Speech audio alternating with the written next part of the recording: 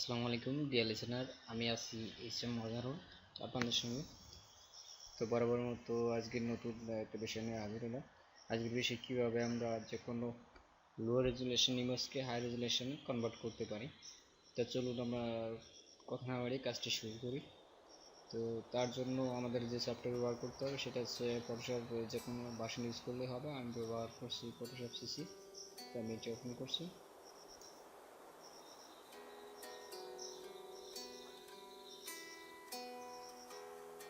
হ্যাঁ deer listener, আপনি যদি আমার এই যে ভিডিওতে নতুন থাকেন অবশ্যই আমার চ্যানেলটিকে সাবস্ক্রাইব করবেন, কারণ আমি ফটোশপ ইলাস্ট্রেটর এবং প্রিন্ট ডিজাইনের অনেক কিছু দেওয়ার চেষ্টা করবো। তাছাড়াও আউটসোর্সিং ফ্রিল্যান্সিংয়ের জন্য যে কাজগুলো করা প্রয়োজন আমি সেগুলো টিউটোরিয়াল আস্তে আস্তে দেবো। তো সবগুলো আপনাদের উপর নির্ভর করছে, যদি লেগে থাকেন আমার সঙ্গে এবং সাবস্ক্রাইব করেন আমার চ্যানেলটিকে। তো তার জন্য প্রথমে আমরা আমাদের ফাইলটিকে ওপেন করবো। ওপেন আস থেকে আমরা ফাইলটি যেখানে রাখছি আমরা সেখান থেকে নিয়ে আসবো। ফাইলটা আমি ডেস্কটপে রাখছি, ডাউনলোড করি। তো ফাইলটি ওপেন করি। ফাইলটি ওপেন করার পর আমি ফাইলটি সাইজ দেখবো। ইমেজ সাইজটি দেখতে হলে ইমেজ থেকে ইমেজ সাইজ, ইমেজ সাইজ আমাদের আছে 269 বাই 187। তো আমাদের এটিকে হাই রেজলিউশনে করতে হবে। যদি এটিকে আমি জুম করি, এখানে দেখা যাচ্ছে 100% দিয়ে আছে। যদি আমি জুম 150 করে দিই তাহলে দেখা যাচ্ছে মোটামুটি কোনো কিছুই দেখা যাবে না, শুধু শুধু পিক্সেল আর পিক্সেল। তো আমরা এই পিক্সেলটিকে কীভাবে আমরা 500% করলেও যাতে আমাদের পিক্সেল দেখা না যায় সেই ব্যবস্থা আজকে করবো। তো চলুন শুরু করা যায়। তো প্রথমে আমাদের ইমেজ সাইজটিকে বাড়াতে হবে। ইমেজ সাইজটি বাড়াতে গেলে ইমেজ থেকে ইমেজ সাইজ, এখানে আমরা 2K রেজুলেশন করে দেবো। অর্থাৎ এখানে আমরা হোয়াইট 2000 করে দেবো। আমাদের হাইট সে আন্দাজে নিয়ে নেবে। তো আমি করে দিলাম।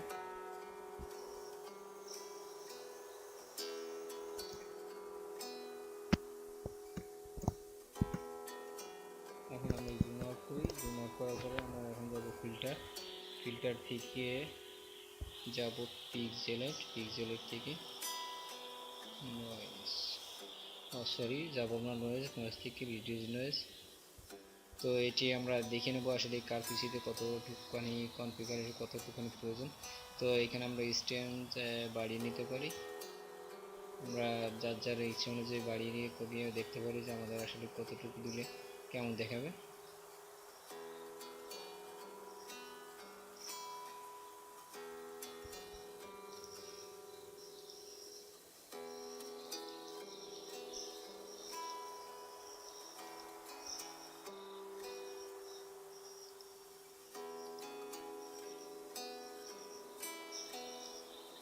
রেড গ্রিন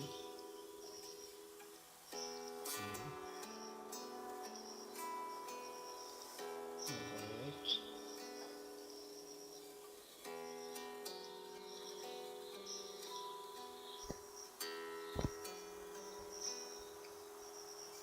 আমরা আমাদের নয়েজটি আমার পিসি অনুযায়ী আমি সম্পূর্ণ করে দিয়েছি। আপনি আপনার পিসি অনুযায়ী যতটুকু প্রয়োজন হয় ততটুকু দিবেন।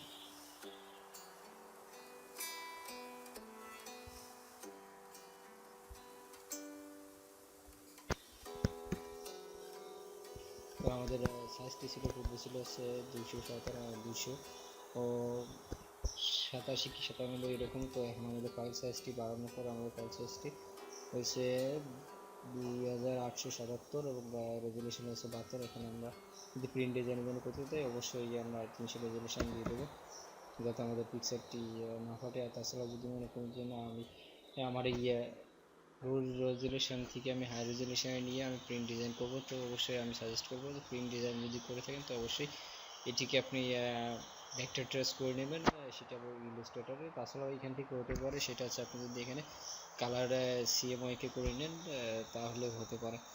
তো এই ছিল আজকে কীভাবে আমরা লো রেজুলেশন থেকে হাই রেজুলেশনে ইমেজ তৈরি করবো। তাছাড়াও যদি মনে করেন যে না আবার এটিতে পারফেক্ট হচ্ছে না, তো অবশ্যই আমার ভিডিও নিচে কমেন্ট করবেন। আমি সেকেন্ড কোনো একটা ভিডিওতে এর থেকে আরও ডিটেলস বলার চেষ্টা করবো। আর তাছাড়াও যদি মনে করেন যে না আপনার ইমিডিয়েটলি ইমেজ প্রয়োজন তাহলে অবশ্যই আমাকে নক দেবেন, আমি চেষ্টা করবো আপনার এই কাজটি করে দেওয়ার জন্য। তো আমরা যেহেতু কাজটি করতেছিলাম তো আমাদের একটি প্রসেসে রয়েছে, প্রসেসে দেখি কতটুকুনি আসে। তার জন্য একটু অপেক্ষা করতে হবে আমাদের।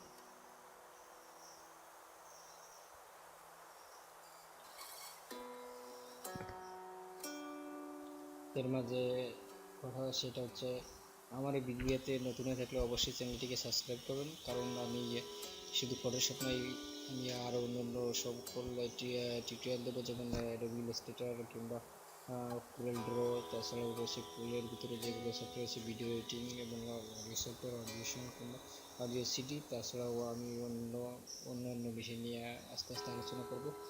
এছাড়াও আমার যেখানে রয়েছে অন্য একটা প্রজেক্টের সাইট রয়েছে, সেটা হচ্ছে ওয়েব ডিজাইন এবং ওয়েব ডেভেলপমেন্ট, সেটা শুরু করতে পারবো। তো যদি আসলে আপনারা আমাদের চ্যানেলটিকে সাবস্ক্রাইব করবেন এবং আমাদের সাথে থাকেন, তো অবশ্যই আমি আশা করি পূর্বে আস্তে আস্তে দেবো।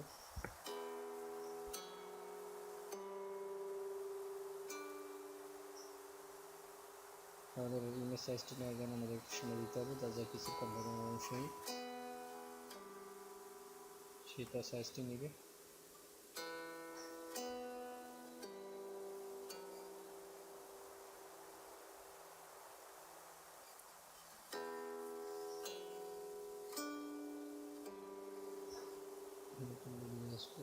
রিফ্রেশ করে দেখি।